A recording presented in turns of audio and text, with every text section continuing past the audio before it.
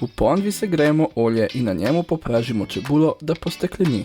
Dodamo na kocke narezano slanino in na hitro popražimo. Dodamo česen in mleto papriko in pražimo 1 minuto.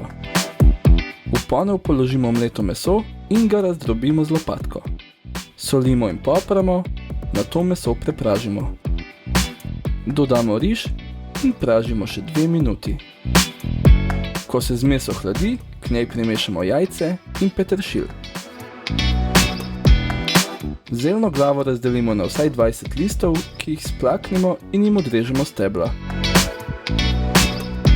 Na list zelja položimo nadev in ga zvijemo v sarmo. Polovico ostale zeljne glave narežemo na rezance, ki jih splaknemo. Po dnu lonca razporedimo rezano zelje.